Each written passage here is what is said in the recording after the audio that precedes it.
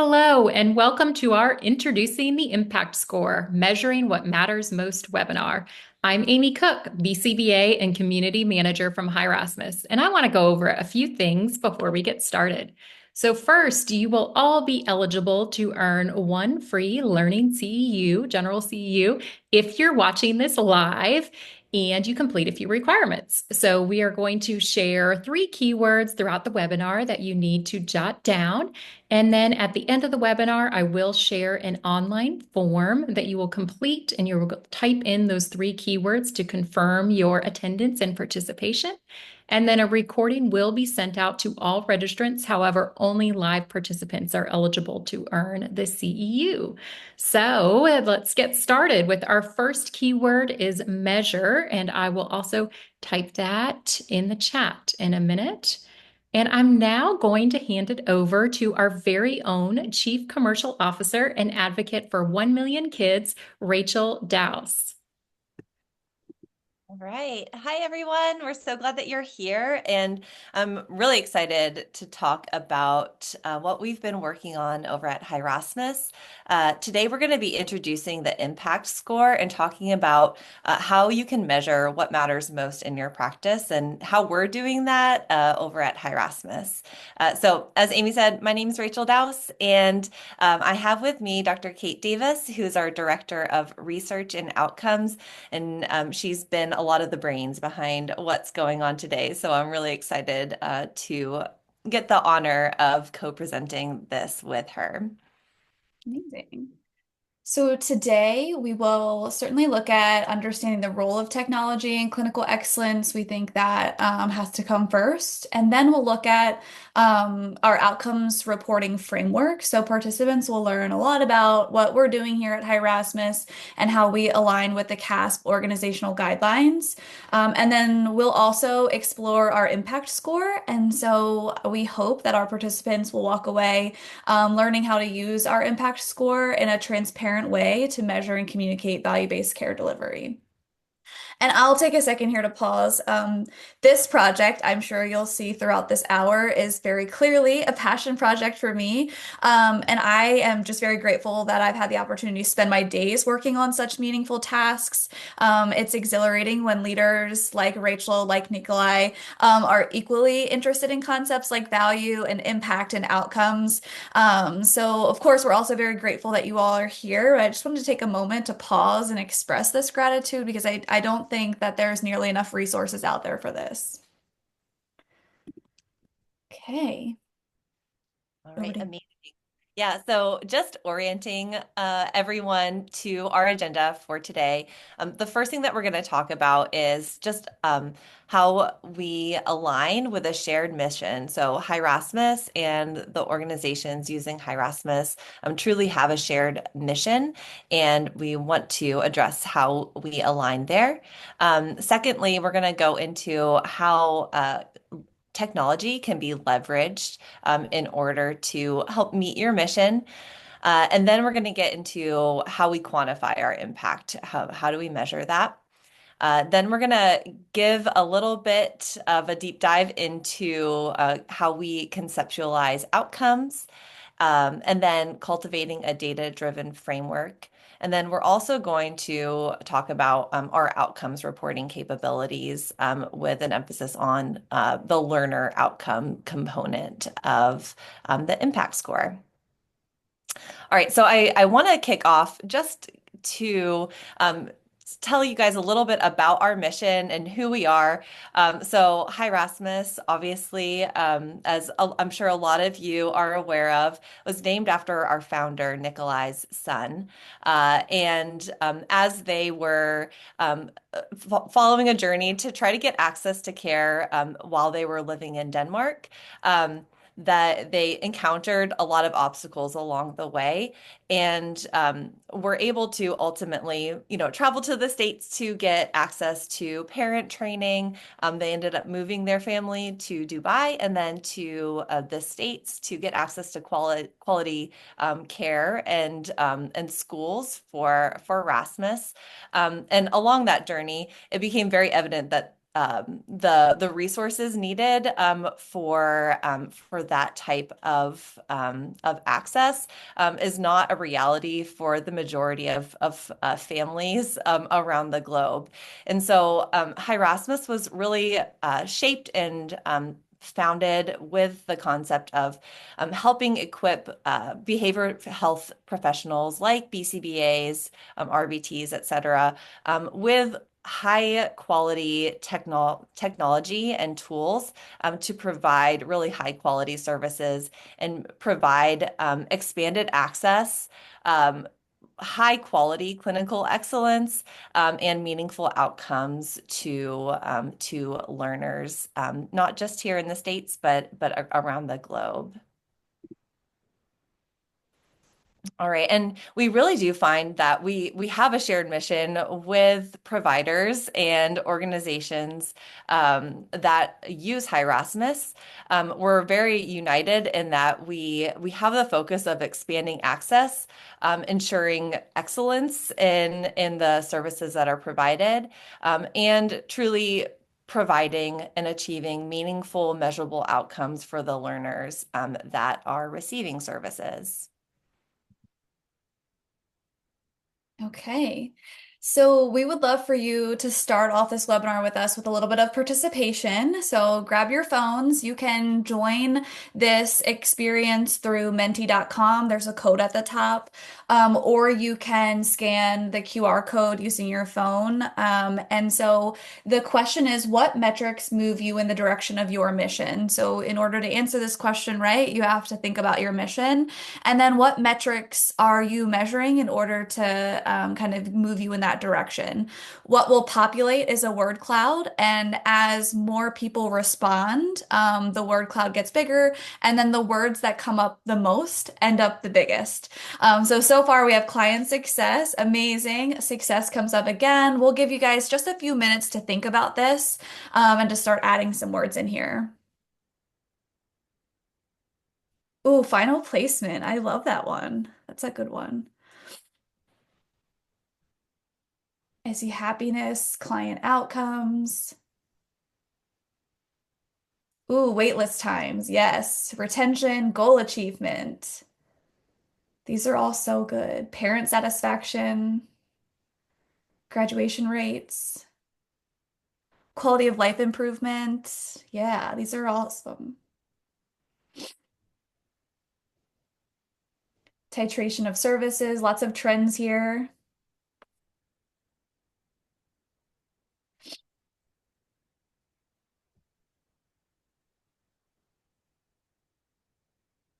Oh, progress for the whole family. I think that's what that was supposed to say.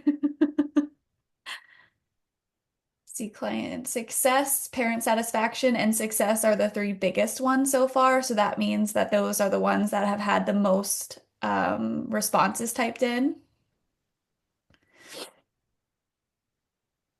We'll give just another minute. These are always fun, and we love to look at them. We share them internally with our team so we can see what everybody's kind of measuring or what metrics they're looking at.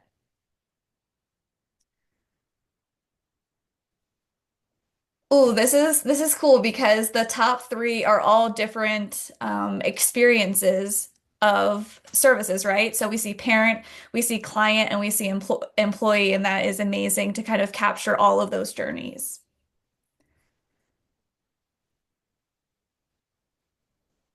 I see there's 5 more people who are typing, so I'll give everyone just 1 more minute.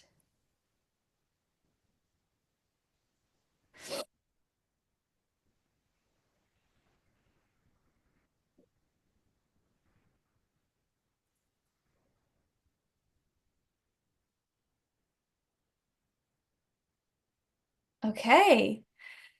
All right, let's look at this. There's still a few more answers coming in, but the ones that we can see have the highest response rates are client success, parent satisfaction, quality of life. Well, they just keep coming in. And employee, we also see independence and retention and success. So all of these are amazing metrics that move you in the direction of your mission. I love this. And we'll be happy to send this out. If anybody wanted to capture this, we'll send it out on LinkedIn. Yeah, those were some fabulous responses. I'm really excited about that. And you guys are setting us up really well for the rest of our conversation as well. So I think you guys threw out some really great metrics in the word cloud. We would love to kind of spark a discussion in the chat as far as given those metrics, what challenges do you find that you face with tracking, reporting, and integrating that data in a meaningful way in your organizations. So we'll sidebar this a little bit in the chat and then kind of call out if you guys have any questions that we think would be worth mentioning. Love it. You may give them some time, or do you want to continue? Yeah, let's give them a few just to chew on some of those challenges and throw them in the chat. We'll wait for at least two or three. Yeah, and what I'll do is I'll go back a slide so that way everybody can see the metrics. Maybe that will spark some challenges that they're running into. Ooh, Oh, okay, they're coming in. make some great ones. I see efficiency in accessing reports and communicating those to a variety of team members. Tiffany, that's so on point. Any others you want to call out, Kate? Feel free to. Ooh, I love the validity of measurements, Mhm. tracking employee proficiency and progress in one place. Yes. Operationalizing metrics, placement of data. Who keeps the data and where? Vincent, great question. Parent satisfaction, getting responses, and then as far as client outcomes, just being able to visibly see individual success. And then also looking at it at the aggregate or organizational level. Sherry, that's great. Awesome. I think keep them coming because they're definitely fueling our fire. I know I'm pretty amped up to show you the rest of this slide deck, and I'm sure Rachel is too. But we're gonna just continue on. But yes, if you are typing in a response, feel free to type them in. Ooh, Sam or Samantha, I'm sorry. Consistent language for all of the staff to stay on the same page. Yes, language is super important. Yeah, amazing. So yeah, based off of a lot of these comments, I think there's a very clear a segue into the need to leverage technology in order to be able to actually measure those things in a efficient way. And so at Hi Rasmus, we really find that our impact as an AI-driven SaaS org, it starts with quality inputs. So you need to have clean quality inputs in order to produce something that's really meaningful as an output for you and your teams. The way that our data is structured and our AI core model, it really does provide a way that you can really leverage in a meaningful way display analysis and interpretation of data that is high quality in nature for outcomes reporting. And so, kind of bouncing off of what Rachel said and leveraging our capabilities here at Hi Rasmus, what's great is we have the capabilities of reporting on outcomes across the client, the staff, and the organization. And we can do this pretty easily because the data is already in our system, right? It doesn't require a team to input data or a collection of exports that are then analyzed and pivot tables added, right? And then you also don't need like a data analyst in order to kind of piece the experience together to capture outcomes reporting. We already have this data that lives in our system, and so we're able to use that to provide meaningful outcomes for organizations. We also have the ability to aggregate data, which I've seen a lot. In fact, Heidi just mentioned it in the chat, but aggregate data is super important. So while we have this lens here as a metaphor, it's nice to be able to zoom in to the individual level, but it's also really meaningful for an organization to better understand their processes and how aggregate data can shape those processes. And then benchmarking. Who doesn't love a good benchmark, right? How do you know how to compare a client? How do you know how to compare an organization? So benchmarking is really important, and we have the capabilities to do that as we leverage our impact on the field. And then looking at progress, a lot of the word cloud involved progress, and some folks mentioned it in the chat, but progress evaluation is something that we can do at the program level. So we can look at rate of skill acquisition, program modification per session hour, rate of learning opportunities, and other metrics that really hone in on the programs that are tied to each client. And then, of course, because we have different data points in client profiles and staff profiles, we can really segment the data. Like, how do you want to look at the data? Is it important to you that you separate clients by a certain factor, or a certain treatment area, or a certain program type? And then the last kind of bullet point on here to highlight is near real-time data insights. Data is coming in every single day, all day, and so we have the capability of really grabbing the data that just went in a couple minutes ago, even, and using that as a real-time report to make sure that you are making database decisions for your organization on data that's here, now, and current.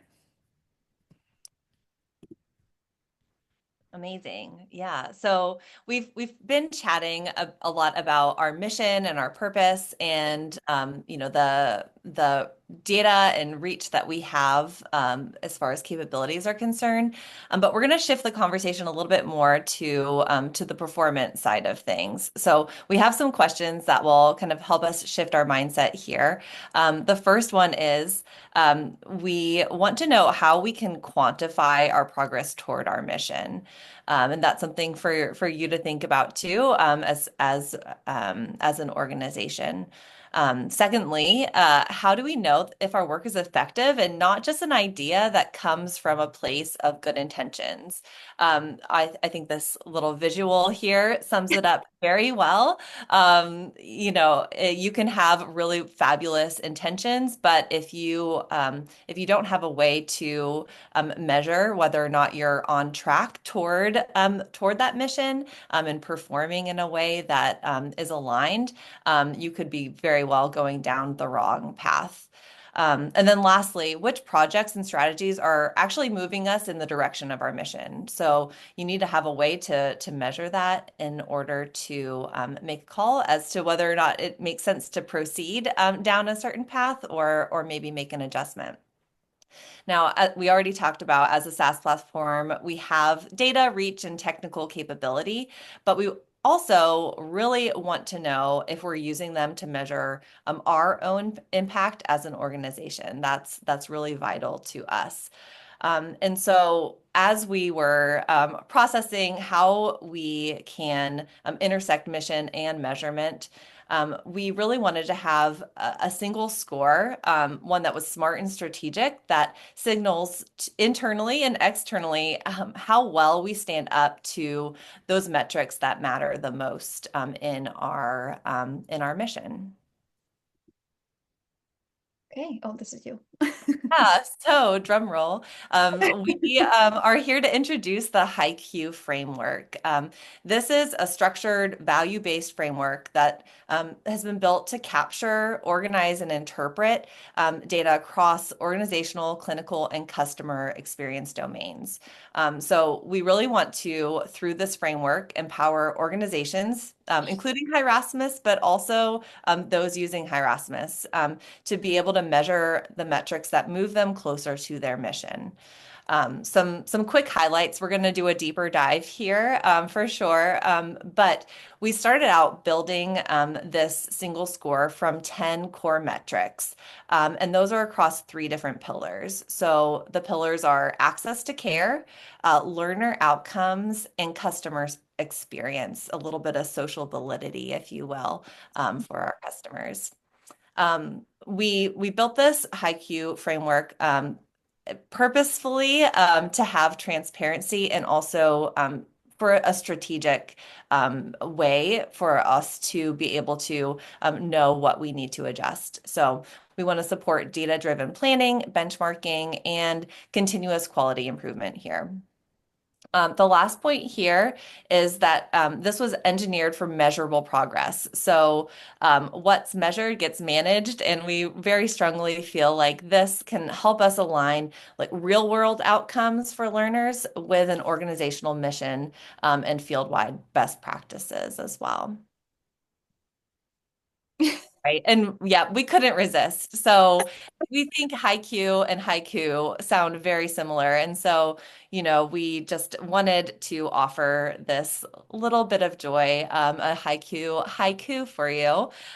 This is generated from ChatGPT. Thank you so much. I didn't spend too much time on it, but we do think it sums it up very nicely. So metrics with meaning, HiQ maps the mission's path, progress true and or no, clear and true. So there you Love go. it. A little And I teaser. don't think you'll I don't think you'll get very many poetry opportunities in future CEUs. So please just enjoy this moment. Okay, your second keyword is what? Second keyword is what? I'll actually type that in the chat. There we go. Okay. So, oh, this is still you. Go for That's it. okay. You take it, Kate. You're good. Okay. Our why behind the score. We've been talking about this. We've been talking about our passions and how it leads us to our performance and how we want to measure exactly what's moving us in the direction. And then we think about ourselves and accountability. And we also think about organizations that use Hi Rasmus. Currently, in the field of behavioral health, there really aren't any standardized tools for measuring impact in a universal, strategic, or meaningful way. And so we've designed this to fill the gap. And so we've used different metrics in different sectors of areas of business. So we've looked at impact measurement frameworks, machine learning and tuning parameters, and I'll go into a deeper dive in this in just a second. Balanced scorecard literature, behavior systems analysis, and value-based care in order to formulate something that can be used in a variety of different strategies and ways. So, kind of segueing into how we built this, we used established frameworks as I had mentioned, and different methodologies. And so I'm going to sit here for a second and kind of give a little bit of a background because I think if you are an organization using Hi Rasmus and you want to use the value-based care scorecard, I think it's really important that you know where it came from and how it was built. And so the first one on here is the Impact Measurement Framework Guide. This exists. What this is a four-step impact measurement process. It's outside of the field of behavior analysis, but certainly relevant. And so we use the theory of change, this approach, in order to ensure that the access to care, to learner outcomes, to customer satisfaction or client experience is mapped out and validated. And so some examples that you'll see in our strategy are that we structured these impact categories and assigned weights to focus on meaningful measures rather than just the easiest ones to collect. And then we also normalize metrics against benchmarks that exist within our field with the guide's recommendations. Next on the list, you'll see machine learning and tuning parameters. This one was one of my favorites to deep dive into and try to apply in a meaningful way. And so our impact score formula functions similar to machine learning models and tuning where weights or hyperparameters are adjusted to essentially like optimize performance. And again, if you're making database decisions off of it, then it should be optimizing your performance.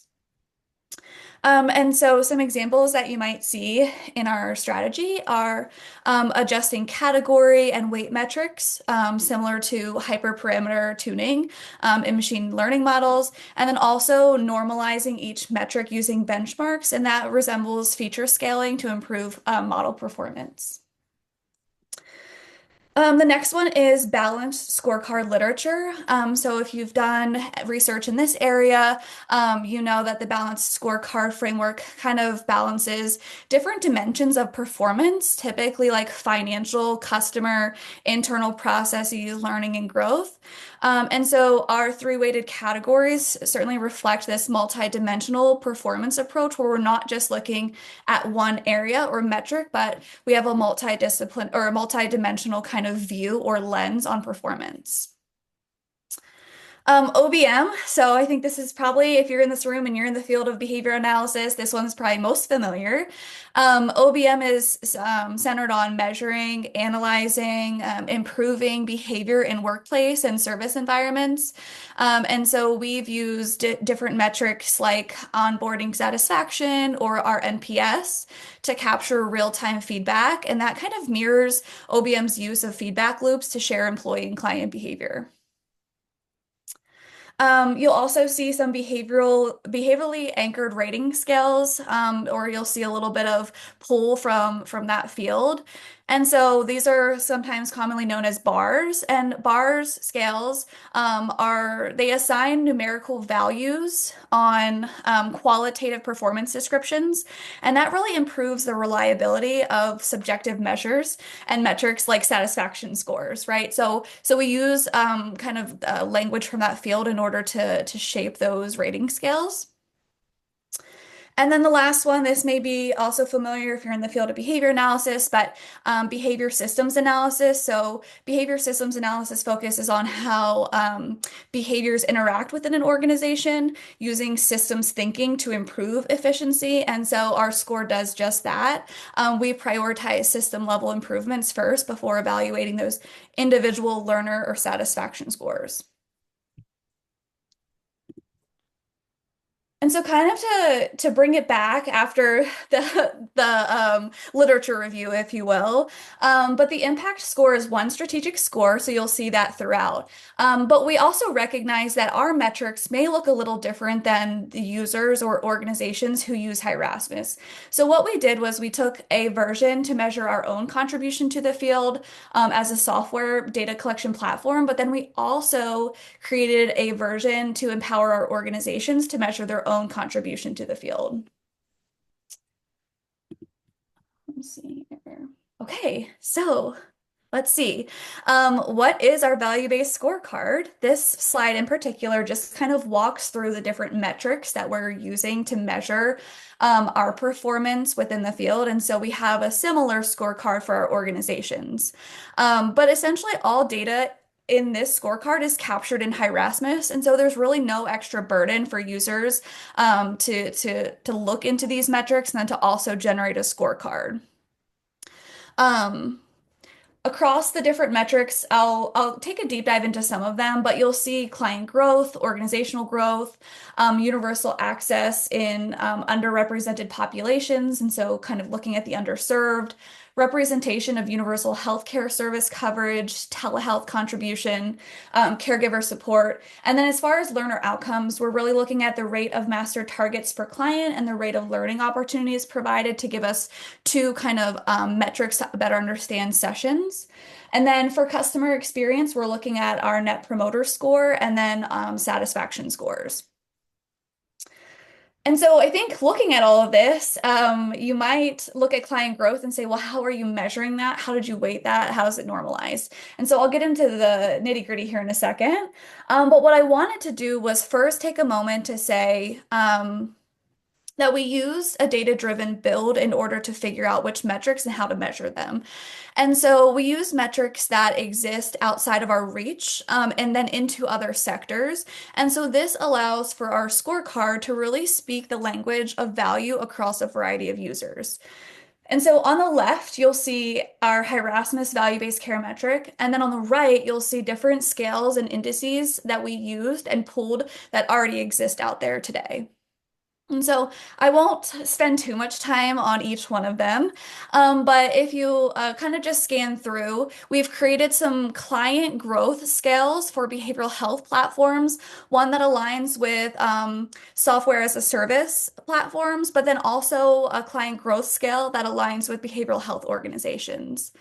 And so each one of these scales is kind of built intentionally to structure and to better understand how organizations scale with complexity from early stage innovation to the field-wide infrastructure that exists. So within these growth scales, you'll find descriptors such as like early explorers, regional collaborators, emerging leaders, and major players. You'll also see a customer growth scale. And so us as Hi Rasmus, our customer growth scale looks different than orgs. We serve a different population. We serve clinics or businesses, whereas behavioral health organizations typically serve learners. So these look a little bit different, but they have the same conceptualization, whereas they're tiers that are grounded in real world inflection points for an organization as they grow and as they scale. And so you might see some terms in there like startup or foundational stage, enterprise organization, or national leader. And then the really fun ones that I think are fun. So looking at universal access in underserved populations, we used a combination to create an underserved score, and that looks at multi-dimensional deprivation index. What is that? If you haven't heard, the MDI is really a composite measure, and it's used to assess different levels of disadvantage. And this is really important when you talk to payers. Payers want to see that you're serving the underserved.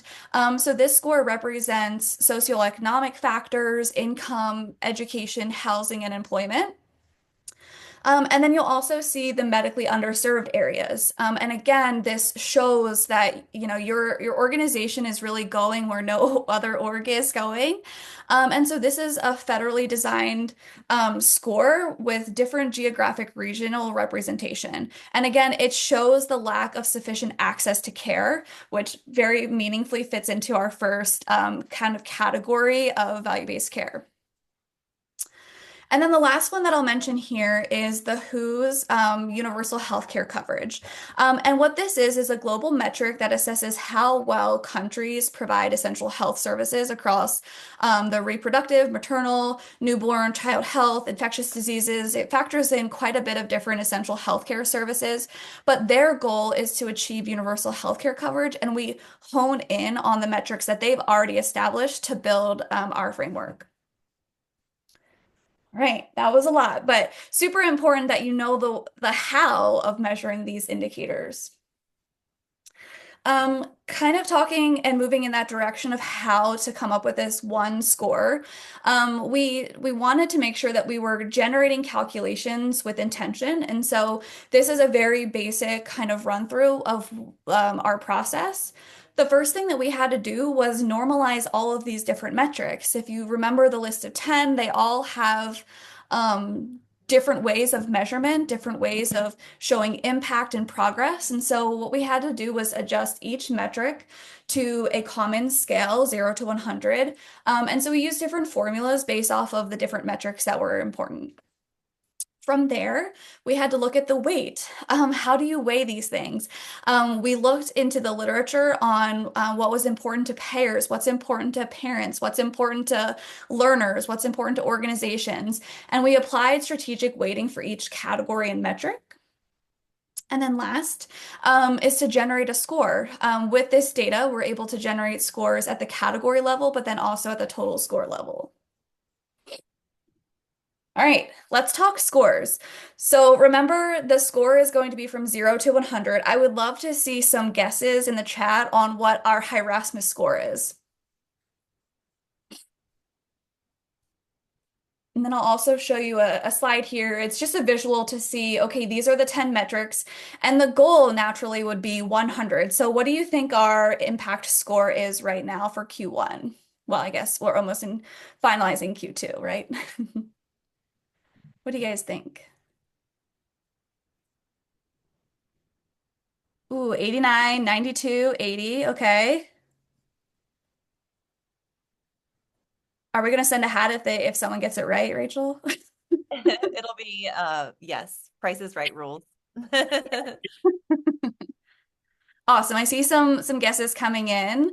I'm going to move to the next slide and kind of reveal our score, but also show you how we scored across all different metrics here. Okay, seeing some getting close. So here's our score. Our score ended up being a 69.8. What does that mean? That means that we have various metrics and various performance indicators across our client impact, our customer or org impact. How do we fit as far as in the underrepresented population? What is our universal healthcare coverage representation? So looking at this, you can see the high bars, right? So satisfaction scores are great. We have really great satisfaction scores, so check that off. Customer success, the team that Jenna runs, looks amazing. She's doing great. Some areas that we could improve as Hi Rasmus, right? Because this is very transparent. We might be able to improve on our telehealth contribution, and we might be able to move the needle a little bit on our org impact. And so let me get to the next slide where it kind of gives a summary. Amy, you're amazing. Thank you for noticing.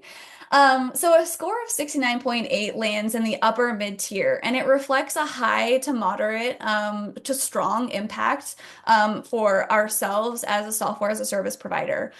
This score suggests meaningful progress across our client-facing systems, our clinical programming, and our user experience. This also demonstrates that we are definitely moving in the direction of our mission, right? We're already performing well in the impact categories. And then in order for us, again, we want this to be data-driven. In order for us to really unlock full potential, our next leap should focus on features that can open access, improve clinical workflow, and then expand clinical outcomes metrics. So I guess like kind of to summarize, our organization has really built a strong infrastructure and moving past early implementation, and now we should certainly invest our time into performance optimization phase.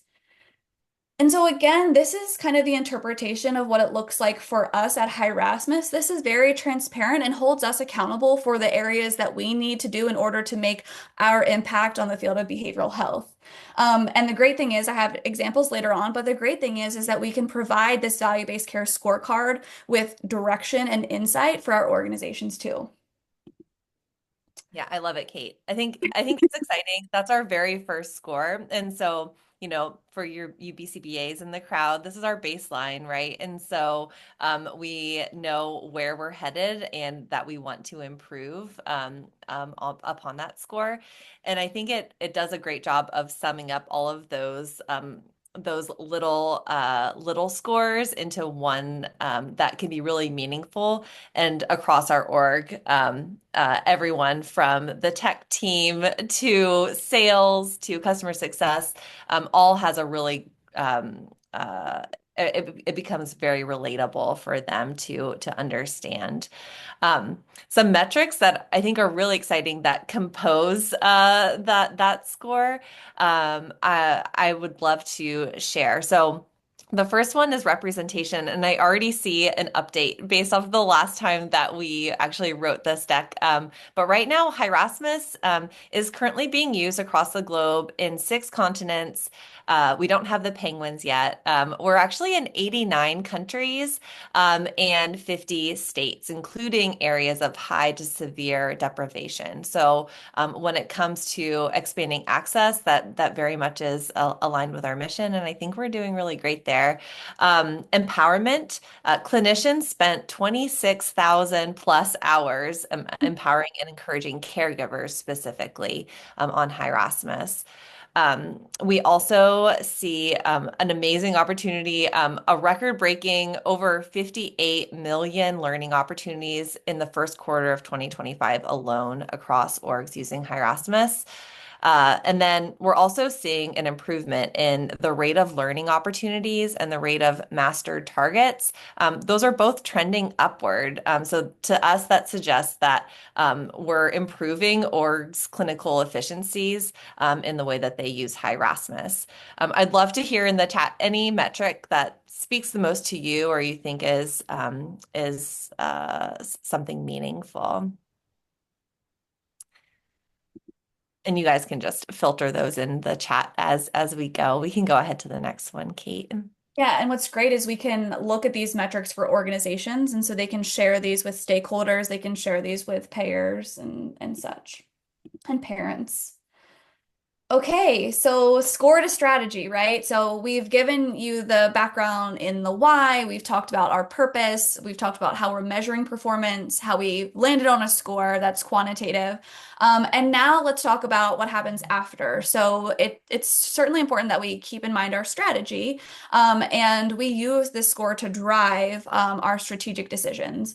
So there are some internal implications, right? So of course, this drives our strategy, our growth, and our equity. It also supports internal OKRs and feature development. It promotes external benchmarking and payer conversations, and it provides a tool for transparency, partnership, and equity evaluation. And then implications for the field and beyond. Again, we want to use this internally, but we do think it's very meaningful for our field to have a tool such as this. And so this will enable smarter strategic decisions across the field. It promotes value-based care perspectives and service delivery. It lays the groundwork for standardizing an impact benchmark. And then it quantifies impact across the categories that we're looking at. So access to care, outcomes, and social validity. And then what we wanted to do was say, okay, so this is our score. You've seen it. You understand the background of it. Let's kind of zoom in a bit on learner outcomes. So remember, that's our second category. And what are we doing to demonstrate learner outcomes as part of our HiQ score? In the next couple slides, what we'll do is walk through the outcomes ecosystem framework. So essentially like conceptualizing outcomes at Hi Rasmus, looking at a data-driven framework using the CASP language, and then kind of walking through how we can tie this back to our HiQ score.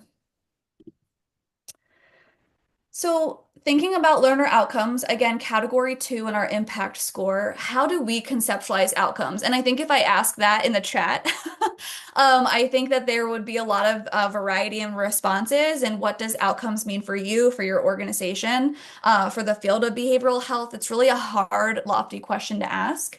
So what we wanted to do was stand firm on how we conceptualize outcomes here at Hi Rasmus. And we looked at 5 different kind of areas of conceptualization. And the first one was alignment with industry standards. So we want this for ourselves and our organizations. We want to empower them to have best practices, use benchmark analyses, and accreditation standards.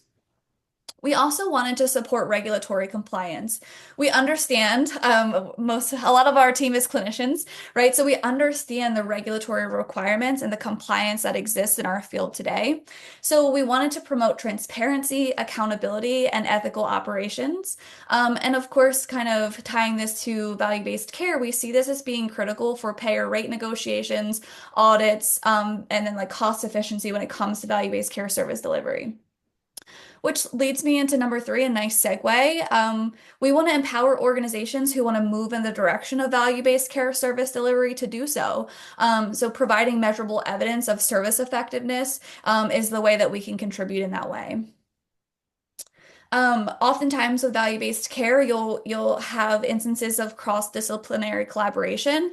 And so we want to align our efforts around shared outcomes through a whole child or an integrated perspective.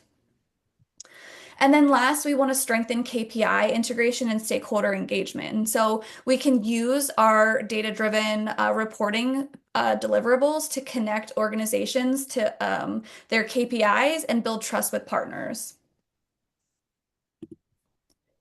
So what we've done is we've conceptualized a data-driven framework. And again, number 1 was aligning with industry standards. And so we use the CASP language in order to talk about outcomes. Chapter 11, I believe, and the organizational guidelines give us a really great run through of outcomes indicators and how to talk about them. So throughout our experience and exposure, what you'll see are outcomes indicators measured looking at short term versus long term. You'll also see process indicators. They provide more of a measurable experience, and they look at specific activities like the protocol modifications, if you will, of the practitioners during the delivery of healthcare services.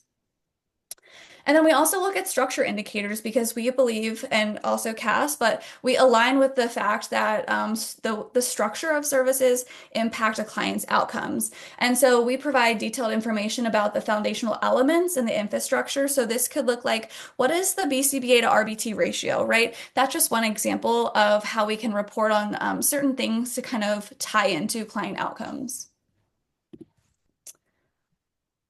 And again, like a quick snapshot, because this is really about our impact score and then how we can conceptualize category 3 learner outcomes.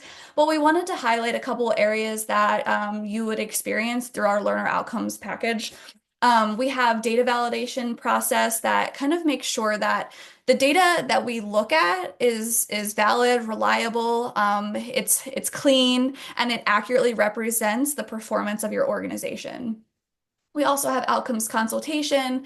We have outcomes tracking across client or staff-centered metrics, data visualization, streamlined and customizable reports. We have benchmarking, comparative analyses, strategic goal alignment and impact measurement, as you've seen in the value-based care scorecard, data export options. And then we recognize that orgs don't track the same things, right? So we may show you the metrics for your value-based scorecard in the learner outcome section, but we also recognize that you may want to track some other things. You may be using client profiles or staff profiles to track different metrics. And so we really enable and empower organizations to track what's meaningful to them. Let's see, checking a time. Okay, so the next couple slides just show some of our outcomes reporting deliverables and what you might experience. There are going to be 5 different kind of areas of experience, if you will. And the last one is the one that I want to spend the most time on. So just kind of checking the time and making sure we'll have available time for that. So the first thing is that you'll start with data validation, as I had mentioned, and this is the process where we work with the organization to say, this is the data that you want, and this is how clean it is, if you will, and how representative it is of the metrics you're trying to measure. So first, what you'll do is you'll grab a data validation assessment. And again, we wanted to quantify what data validation means, because if I were to just say that word, I think everyone in this room would have a different explanation of data validation. So we quantified and made an assessment that you would receive. And the next one is a summary. And just a couple highlights here. The data validation summary looks at your actual data validation percentage, the indicator scores that you're looking at. We also include actionable insights and how you can improve the integrity of your data. The next is just data visualization, right? So we want to be able to give the data back to an organization in meaningful ways. That may look like a dashboard, it may look like a report, but we're able to kind of present the data in meaningful ways so you can make really good database decisions off of what currently exists, including how you are lining up with your KPI goals. And this slide in particular, number 4, looks at a report deliverable. So can we provide organizations with a report that they can make decisions off of? They can present to payers, they can present to stakeholders, or even parents if they want to advocate for the clinical quality of their services.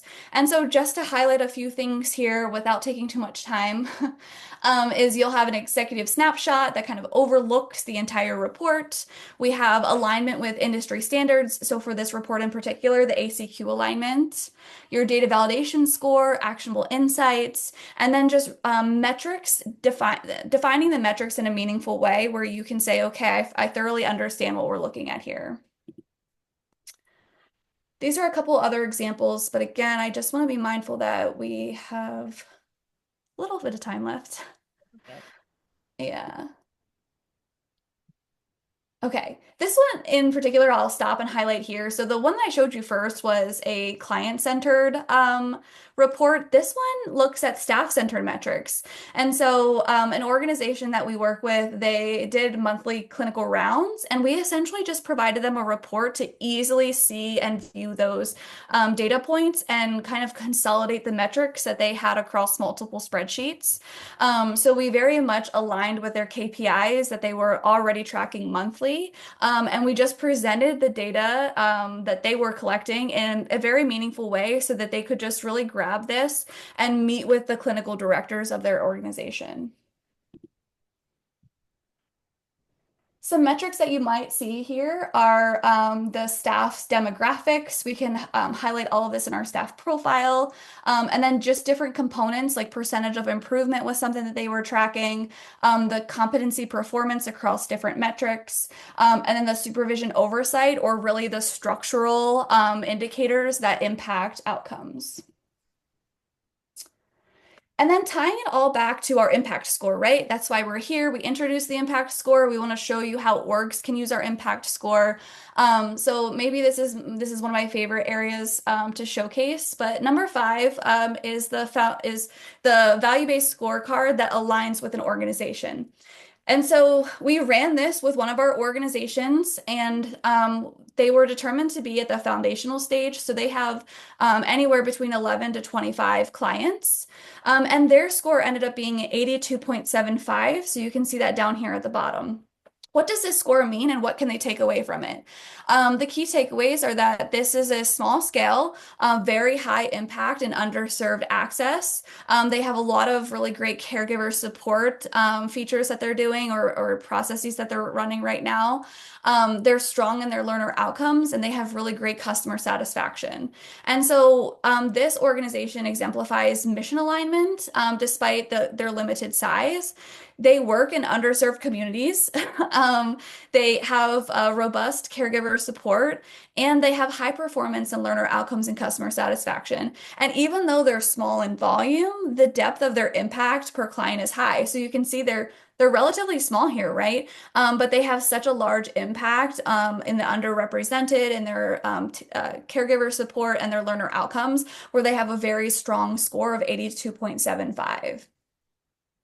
So this is again like a smaller scale organization, and what we wanted to highlight was this score can scale with you with intention, right? So this score works for the smaller orgs, and it also works for generating a value-based care scorecard number for larger orgs. So we also ran the data for an enterprise org, and their client count was in between 1,000 to 2,500. And so the key takeaways for this organization, their score was 76.15. They're a larger scale provider with strong access reach, but they have an opportunity to improve caregiver engagement, consistency in learner outcomes, and satisfaction. So this org in particular reaches very much a large, diverse population. They have strong performance in universal access to care, and then healthcare coverage representation, but they could definitely use some support in their caregivers support areas. And their onboarding satisfaction signals maybe like a gap in service delivery, which could affect both engagement and retention. If you're curious about your score, for Canadian organizations. Rachel, I think we'll have to get back. Right. So far, we've looked at for Hi Rasmus for our score, we've looked at global for organizations. In particular, the scores for organizations at that level, we've only looked at US based, but I'm sure we could probably run the numbers for the Canadian organizations. I just have to get back to you. Okay, so this is kind of the synopsis, right? So we want to check all the boxes. We want to make sure that we are aligning on a shared mission and we're prioritizing strategic partnership. We want to provide actionable insights that enhance the clinical care models that you have out there, improve your operational efficiencies, and really demonstrate clinical effectiveness. And then as you've seen, we want to be able to support organizations as they scale with strategy. We want to support evidence-based decision making by aligning with organizations' unique KPIs, and we understand the real value of near real-time data. So we want to be able to empower organizations to make database decisions quickly. Okay, over to you, Rachel. All right. Yeah. So some closing reflections as we wrap up here today. We're really looking to make a meaningful impact at scale. And some takeaways would be that whatever gets measured gets improved. And when whatever gets measured strategically ultimately changes the field. So we really do see this as an opportunity to set the groundwork to make meaningful impact across our entire field. Smart systems drive stronger outcomes. So data-driven frameworks like HiQ can transform the clinical work that's being done on the ground into organizational insight that can be looked at a meaningful level at scale. Measurement also moves missions. So by tracking what matters the most, that ensures that your investments and what you're spending your time and energy on align with your mission and your vision. Likewise, we think a number like HiQ provides some transparency, and that transparency can help build trust with not only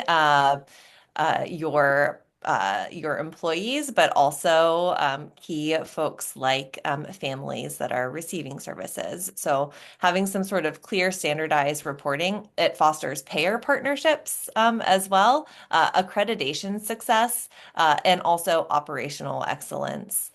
And then lastly, the future is definitely value-based. So being outcomes focused is becoming an expectation across healthcare, and having some sort of structure and way to ensure that you are measuring that mission in a value-based framework can set you up for success with the future.